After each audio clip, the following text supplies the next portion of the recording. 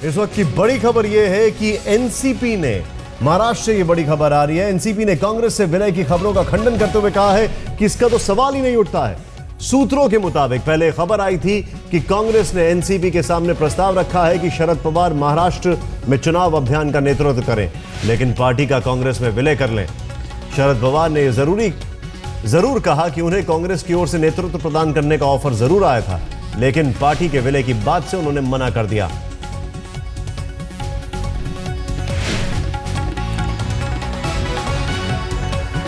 इस वक्त की बड़ी खबर, एनसीपी और कांग्रेस के विलय की खबरों को सीधे तौर पर दरकिनार कर दिया शरद पवार ने। शरद पवार ने कहा है कि हां, मुझे ऑफर जरूर आया था नेतृत्व करने का, जो राज्य में चुनाव होने वाले हैं, लेकिन ऐसा संभव नहीं है।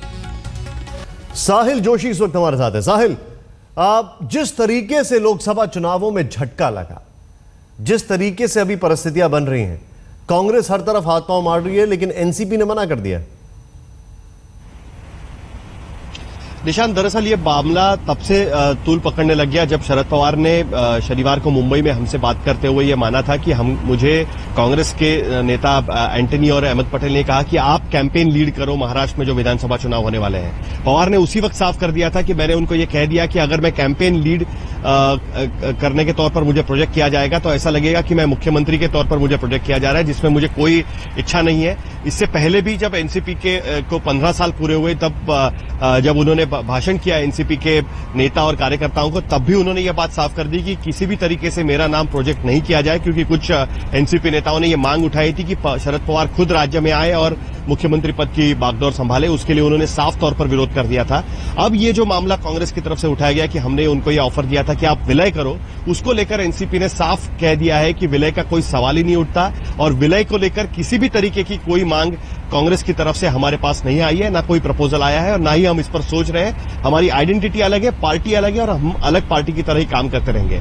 ये बात जरूर शरद पवार ने मानी कि ये इस तरीके की बातें इसलिए हो रही है क्योंकि कांग्रेस की तरफ से उनको ये कहा गया कि आप कैंपेन लीड करो, लेकिन पवार का कहना है कि अगर वो कैंपेन वो लीड करता है जो मुख्यमंत्री का उम्मीदवार होता है या जिसका मुख्यमंत्री बनना होता है। इस वक्त मैं मुख्यमंत्री नहीं बनना चाहता, ना ही मैं राज्य में दोबारा वापस आना चाहता हूं, मैं कोई पद इस तरीके का नहीं लेना चाहता। इसके वजह से मैं कैंपेन लीड के तौर पर मुझे प्रोजेक्ट ना किया जाए। इतना जरूर है कि जो भी कैंपेन होगा उसको मैं ओवरसी करूंगा, उसमें मेरा सक्रिय सहभाग होगा, लेकिन एक कैंपेन के लीड करने के तौर पर मुझे प्रोजेक्ट ना किया जाए। ये बात उन्होंने मीडिया के सामने साफ की थी और अब एनसीपी ने साफ कर दिया है कि इस तरीके की कोई प्रपोजल नहीं है और ना ही उनके मन में इस तरीके का कोई विचार चल रहा है। साहिल, समझने वाली बात यह है कि आज की तारीख में कांग्रेस का जो डेस्परेशन है लोकसभा चुनावों की हार के बाद, और महाराष्ट्र में जिस तरीके से आंकड़े आए हैं उनको देखते हुए, क्या वो डेस्परेशन का एक नतीजा है कि इस तरीके से कोशिश की जा रही है कि एनसीपी हमारे पास आ जाए, कुछ वोट शेयर बढ़ जाए? ये एक खतरे की घंटी का एहसास है जिसकी वजह से ये सब हो रहा है?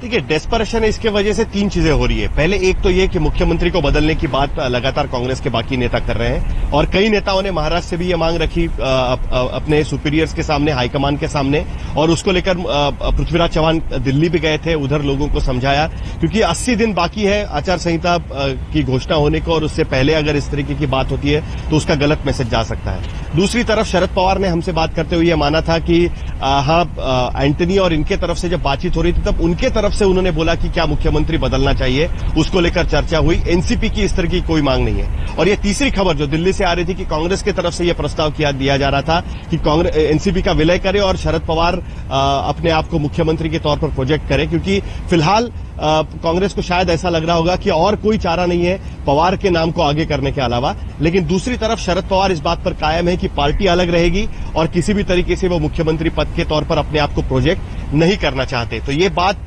पूरी तरीके से साफ है, लेकिन ये डेस्परेशन जरूर दिखता है। मुख्यमंत्री चेंज करो या महाराष्ट्र प्रदेश कांग्रेस कमेटी के अध्यक्ष के तौर पर अशोक चव्हाण के नाम पर बातचीत हो रही है, अशोक चव्हाण को महाराष्ट्र प्रदेश कांग्रेस कमेटी का अध्यक्ष बनाने को लेकर बातचीत हो रही है। तो किसी न किसी तरीके से लोकसभा के चुनाव के जो रिजल्ट्स हैं उसको असेंबली के चुनाव के रिजल्ट्स में तब्दील ना हो, इसकी तरफ से ये कोशिश है। 80 दिन का समय उनके पास है, उसके बीच अगर कुछ हो सकता है तो उसकी कोशिश चल रही है।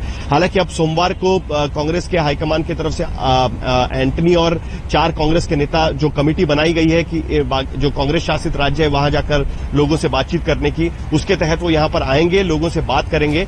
उनका नतीजा क्या निकलता है वो भी देखना होगा, लेकिन डेस्परेशन एफर्ट जरूर है और किसी न किसी तरीके से अपना गढ़ बचाने की कोशिश। बहुत शुक्रिया इस जानकारी के लिए आपका।